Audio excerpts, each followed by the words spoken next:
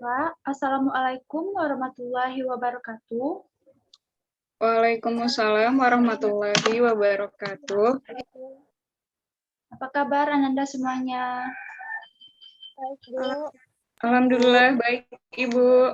Alhamdulillah, tidak lupa kita panjatkan puji beserta syukur atas kehadiran Allah Subhanahu wa Ta'ala, yang dimana atas karunia-Nya kita dapat berkumpul melalui via Zoom pada hari ini untuk melaksanakan kegiatan pembelajaran. Baiklah, sebelum kita memulai pembelajaran, Ibu akan minta ketua kelas untuk memimpin doa agar pembelajaran kita pada hari ini berjalan dengan lancar dan ilmu yang didapatkan menjadi berkah serta bermanfaat. Kepada ketua kelas, silakan pimpin doanya. Baik, saya akan memimpin doa untuk pembelajaran hari ini. Sebelum mulai pembelajaran, alangkah baiknya kita berdoa terlebih dahulu menurut agama dan kepercayaan masing-masing. Berdoa dimulai.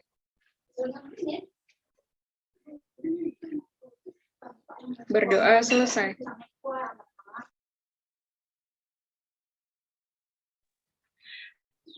Baik, terima kasih kepada Nike yang sudah memimpin doa kita pada hari ini. Selanjutnya, Ibu akan mengambil presensi terlebih dahulu. Jadi, untuk namanya yang disebut, mohon direspon. Yang pertama, Nike Delia, hadir. Hadir, Bu. Mulyani Puspita Dewi, hadir. Hadir, Bu. Iza Pratami Depi, hadir. Hadir, Bu. Zahratul Hayati, hadir. Hadir, Bu. Alhamdulillah, sepertinya hadir semua. Baiklah, sebelumnya Ibu mau bertanya. Kan kita semua sudah sering melihat tempe. Jadi ada yang tahu tidak tempe itu terbuat dari apa? Ada yang bisa menjawab? Yani, Bu, izin menjawab. Iya, kepada Yani. Silakan. Baik, terima kasih kepada Ibu. Di sini saya akan menjelaskan mengenai tempe merupakan makanan yang terbuat dari biji kedelai atau beberapa bahan lain yang diproses melalui fermentasi. Lewat proses fermentasi ini, biji kedelai mengalami proses penguraian menjadi senyawa sederhana sehingga mudah dicerna. Fermentasi adalah kegiatan mikroba pada bahan pangan. Mikroba yang berperan pada pembuatan tempe adalah jenis jamur kapang seperti Rhizopus oligosporus, Rhizopus oryzae yang dikenal sebagai ragi tempe. Sekian yang dikembalikan kepada Ibu. Iya, terima kasih kepada Mulyani. Benar sekali ya apa yang dijawab oleh Yani tadi, bahwa tempe itu dia terbuat dari ragi tempe dan kedelai yang melalui proses fermentasi. Nah, jadi ragi tempe itu merupakan organisme jamur. Nah, jamur inilah yang akan kita bahas pada pertemuan kali ini. Jadi, adapun submateri yang akan kita bahas yaitu mengenai ciri-ciri dan struktur jamur. Tujuannya agar Ananda semua dapat membedakan jenis jamur berdasarkan ciri-ciri dan strukturnya. Baiklah, sebelum menjelaskan, Ibu akan menampilkan PowerPoint terlebih dahulu.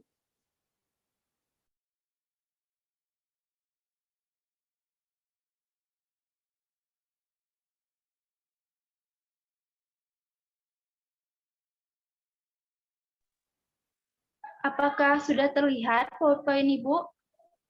Sudah, Bu. Sudah, Bu. Baiklah. Jadi materi kita pada hari ini yaitu tentang jamur. Nah, jamur ini dia merupakan organisme yang berasal dari kingdom fungi. Jadi, jamur itu merupakan organisme yang bisa bertahan hidup pada segala jenis lingkungan dengan media yang berbeda dan mendapatkan makanan dari habitatnya. Lalu, apa saja ciri-ciri umum jamur tersebut? Nah, jadi untuk ciri-ciri yang pertama, jamur itu itu dia memiliki bentuk yang beragam. Jadi ada jamur yang berbentuk opal, berbentuk seperti benang-benang, dan lain sebagainya. Nah, untuk ciri-ciri yang kedua, jamur itu dia merupakan organisme uniseluler dan multiseluler. Artinya apa? Jadi jamur uniseluler itu adalah jamur yang berukuran kecil atau mikro, sehingga tidak dapat dilihat oleh mata secara langsung dan membutuhkan alat mikroskop untuk melihatnya. Kemudian jamur multiseluler itu adalah jamur yang berukuran makro sehingga dapat dilihat secara mata dapat dilihat langsung oleh mata. Kemudian ciri-ciri jamur yang ketiga, jamur itu merupakan organisme eukariotik. Nah, artinya jamur ini dia mempunyai membran inti dan organel membran lainnya. Kemudian untuk ciri-ciri jamur yang keempat, jamur itu dia memiliki zat kitin. Jadi tubuh jamur ini dia dilindungi oleh zat kitin. Fungsinya apa? Fungsinya untuk memperkokoh tubuh jamur tersebut. Nah, ciri-ciri jamur selanjutnya, jamur itu dia tidak memiliki klorofil. Nah, jadi jamur ini dia tidak dapat melakukan fotosintesis seperti tumbuhan. Nah, adapun ciri-ciri yang selanjutnya, jamur itu dia bersifat heterotrof. Jadi jamur ini dia hidup dengan menyerap nutrisi dari organisme yang ditumpanginya. Kemudian ciri-ciri selanjutnya, jamur itu tubuhnya berupa hifa. Nah, apa itu hifa? Jadi hifa ini adalah sel yang memanjang berupa benang-benang. Hifa ini terdiri dari hifa vegetatif dan hifa reproduktif. Kemudian ciri-ciri yang terakhir, terdapat miselium. Nah, jadi miselium ini adalah kumpulan hifa yang bercabang, fungsinya untuk menyerap nutrisi dari organisme lain.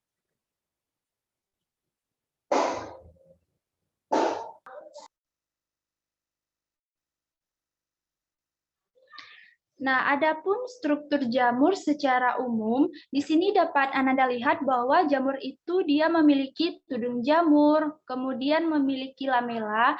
Nah, pada lamela ini terdiri dari hifa, inti sel, dan septa. Kemudian jamur itu dia memiliki miselium, memiliki polpa, stipe atau tangkai buah, dan memiliki cincin. Nah, adapun klasifikasi jamur berdasarkan ciri-ciri dan strukturnya tadi terbagi menjadi 4. Yang pertama yaitu Ascomycotina, yang kedua Basidiomycotina, yang ketiga Deuteromycotina, dan yang keempat Zygomycotina. Nah, untuk gambar masing-masing gambarnya dapat Ananda lihat pada PowerPoint. Baiklah, sampai sini mengenai penjelasan dari Ibu tentang ciri-ciri dan struktur jamur. Ada yang ingin ditanyakan? Liza, Bu. Iya, kepada Liza. Baik, terima kasih kepada Ibu. Perkenalkan, nama saya Liza Pratami Depi. Di sini saya akan bertanya kepada Ibu. Pertanyaannya, apa perbedaan ciri-ciri dan struktur dari keempat klasifikasi jamur tersebut? Terima kasih. Saya kembalikan kepada Ibu. Ya, pertanyaan yang bagus ya Liza. Untuk menjawab pertanyaan Liza, di sini Ibu akan menampilkan video. Sebentar Ibu akan share screen videonya. Baiklah, untuk menjawab pertanyaan dari Liza tadi, di sini Ibu akan menampilkan video. Jadi silakan Ananda semua tonton dan pahami isi video tersebut. Bagaimana perbedaan keempat divisi tersebut? Kita akan membahasnya lebih detail. Kita mulai dari divisi Zygomycotina. Divisi ini memiliki spora seksual berupa zygospora yang berdinding tebal pada masa istirahat, sehingga dapat bertahan pada kondisi kering selama berbulan-bulan. Hifa jamur ini bercabang tapi tidak bersekat, atau zoenositik. Jadi, hifa pada jamur ada yang bersekat dan ada yang tidak bersekat ya. Divisi Zygomycotina memiliki 3 tipe hifa, yaitu stolon, rhizoid, dan sporangiofor. Dapat kita lihat pada struktur Zygomycotina berikut yang terdiri dari sporangium, sporangiofor, hifa rhizoid, dan hifa stolon. Divisi fungi berikutnya adalah Ascomycotina. Divisi ini memiliki jamur dengan hifa bersekat dan berinti banyak, bersifat saprofit dan parasit, menghasilkan spora dalam askus atau ascospora. Setiap askus mengandung 8 spora, dan askus-askus yang berkumpul akan membentuk ascocarp.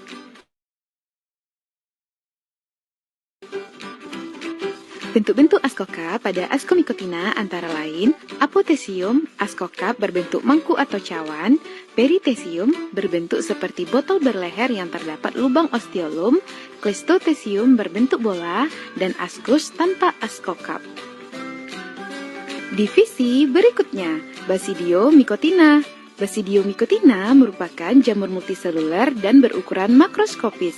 Struktur tubuhnya terdiri dari pileus, lamella, annulus, stipe, volva, dan miselium.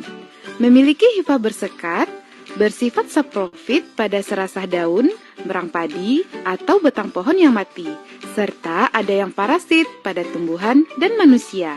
Mempunyai badan buah yang disebut basidiokarp, yaitu tempat pembentukan basidium.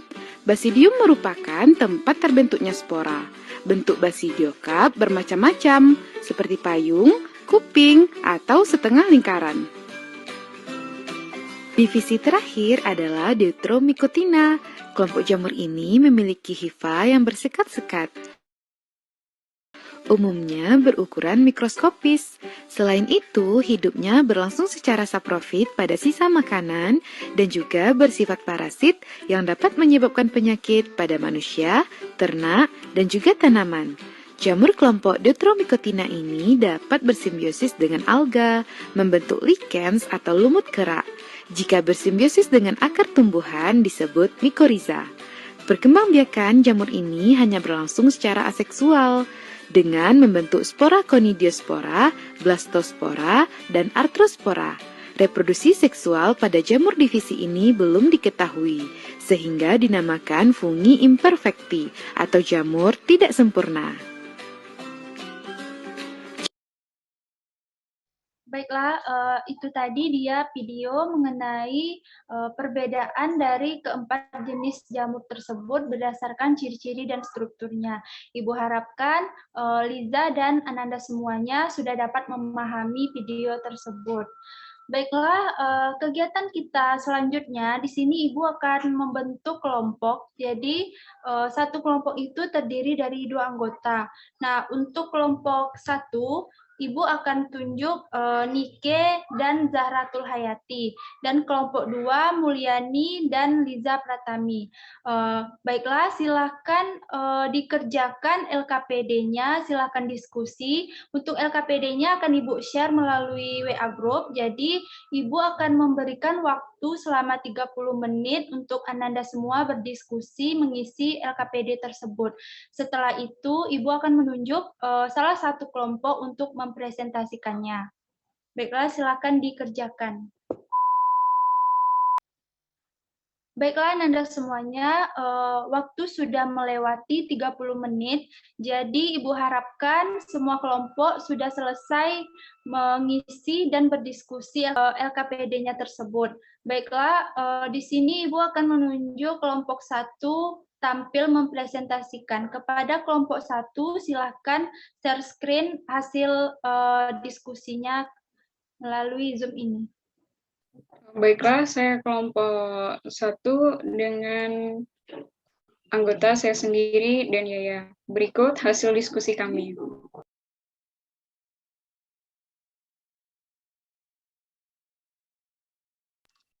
Apakah sudah terlihat di share screen dari saya, Ibu dan teman-teman? Iya, Sudah, Ki. iya.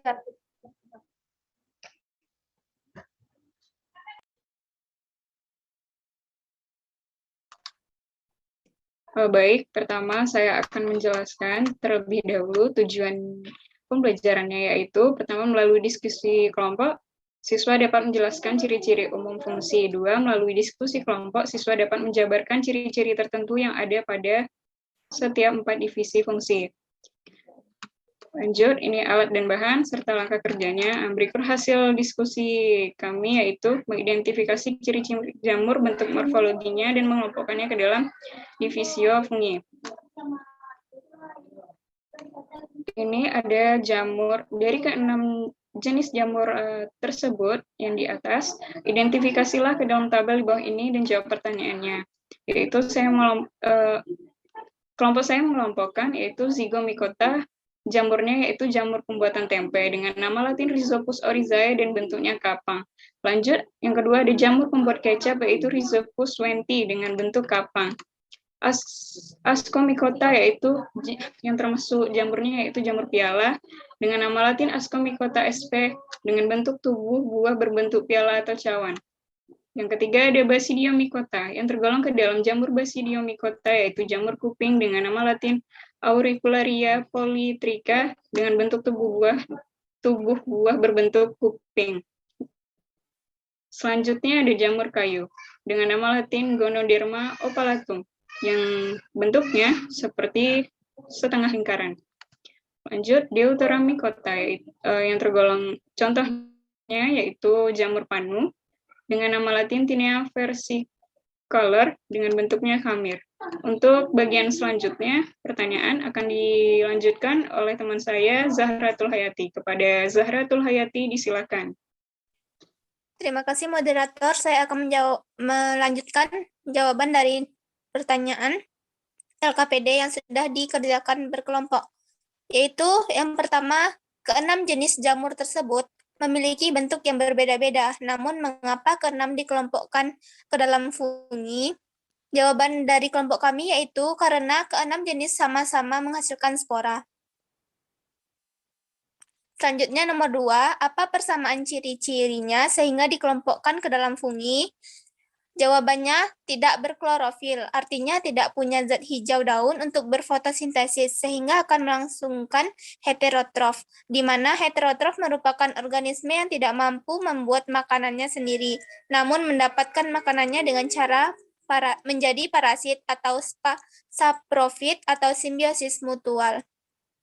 Yang ketiga, apakah semua jamur tersebut dapat diketahui reproduksi seksualnya?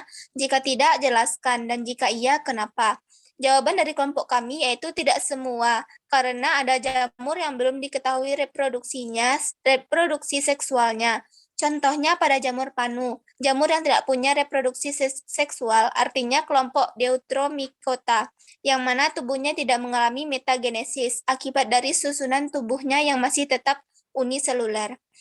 Soal yang keempat, dari ke-6 tersebut, manakah jamur yang hidup di kondisi lembab dan di kondisi asam? Jawaban dari kelompok kami yaitu kecuali jamur panu hidup di tempat yang asam. Tapi kalau untuk jamur yang lain hidup pada kondisi asam pada organiknya.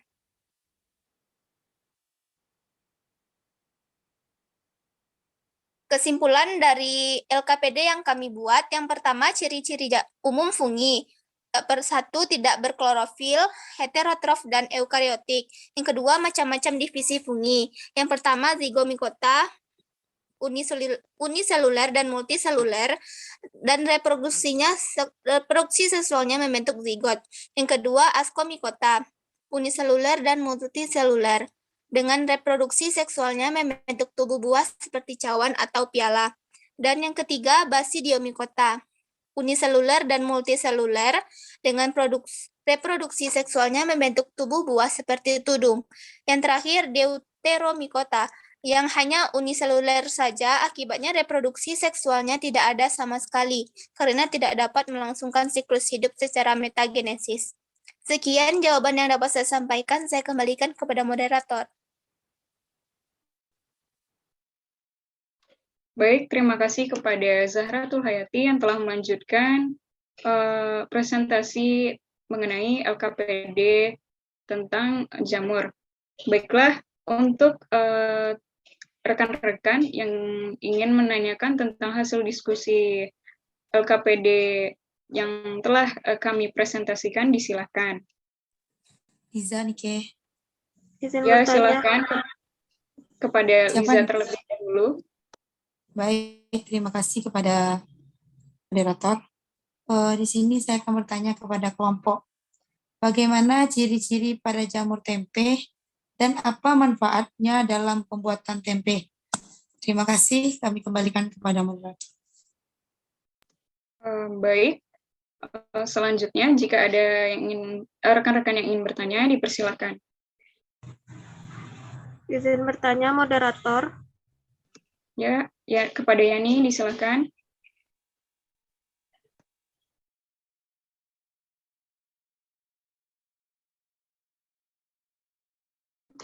Ya, silakan kepada Yani.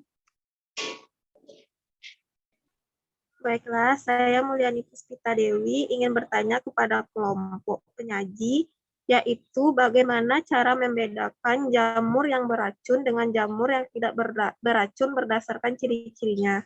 Sekian, terima kasih. Saya kembalikan kepada moderator. Baiklah, terima kasih atas pertanyaannya. Pertanyaan Liza akan dijawab oleh Yaya. Kepada Yaya disilakan. Baiklah, terima kasih moderator. Saya akan menjawab pertanyaan dari Liza, yang mana pertanyaannya yaitu bagaimana ciri-ciri pada jamur tempe dan apa manfaatnya dalam pembuatan tempe. Jawabannya yaitu, adapun ciri-ciri dan manfaat dari jamur tempe adalah yang pertama, sifatnya berkoloni dengan warna putih berangsur-angsur menjadi abu-abu. Yang kedua, stolon halus atau sedikit kasar berwarna transparan hingga kuning kecoklatan. Yang ketiga, spora niofor tumbuh dari stolon dan mengarah ke udara baik tunggal maupun dalam kelompok, hingga 5 spora niofor. Yang keempat, rhizoid tumbuh berlawanan dengan dinding berspilunosa atau duri-duri pendek. Adapun manfaatnya dalam pembuatan tempe, contohnya Rhizopus oryzae, jamur ini tumbuh dan mengaitkan butir-butir bungkil atau kedelai menjadi tempe. Rhizopus dapat mengubah amilum dalam kedelai menjadi gula dan dapat memecah protein dan lemak yang ada di dalam sel-sel kedelai dan kacang, sehingga tempe itu mudah dicerna oleh pencernaan kita. Sekian jawaban yang dapat saya sampaikan dari pertanyaan Liza. Saya kembalikan kepada moderator. Baik, terima kasih kepada Yaya. Dikembalikan kepada penanya, yaitu Liza. Bagaimana? Apakah Liza sudah dapat menerima jawaban dari Yaya?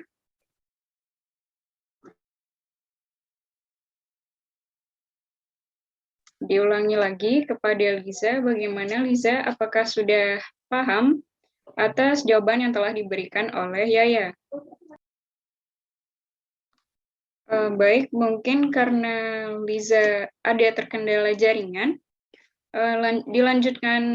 dilanjutkan pertanyaan Yani, akan saya jawab sendiri, yaitu pertanyaannya bagaimana cara membedakan jamur yang beracun dengan jamur yang tidak beracun berdasarkan ciri-ciri pada jamur tersebut. Adapun cara membedakan jamur yang beracun dan tidak beracun, yang pertama itu dari segi warna.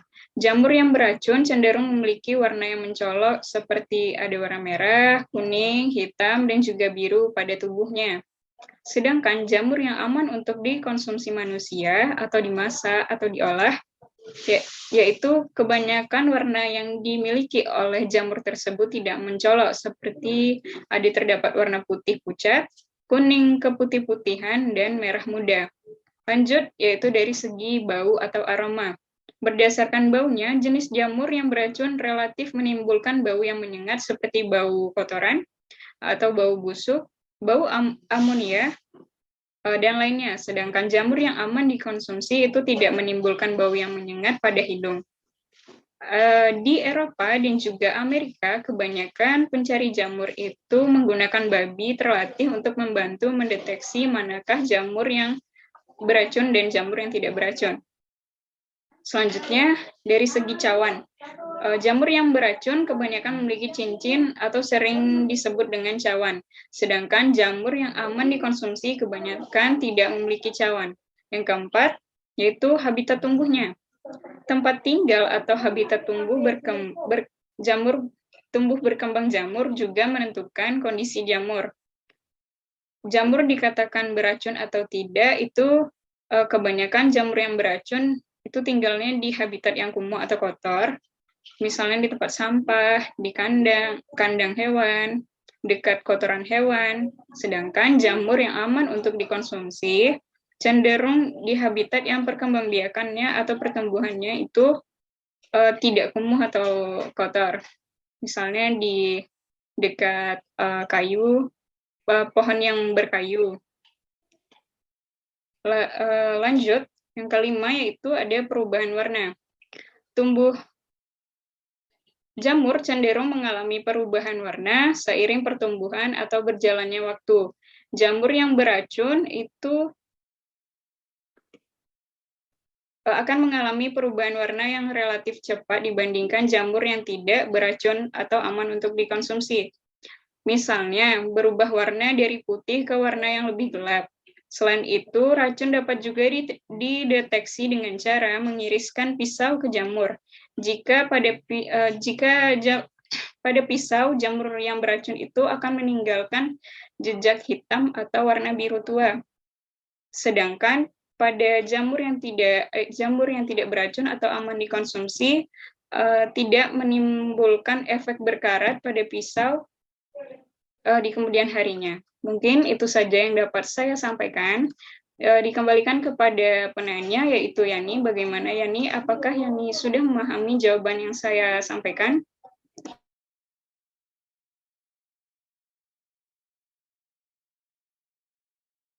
Diulangi kepada Yani, apakah Yani sudah paham atas jawabannya? Baik, terima kasih kepada kelompok penyaji atas jawabannya. Alhamdulillah saya sudah paham. Baiklah, mungkin itu saja presentasi dari kelompok 1 tentang LKPD kita pada pembelajaran hari ini, yaitu jamur. Saya ucapkan terima kasih dan saya sudahi dengan Assalamualaikum warahmatullahi wabarakatuh.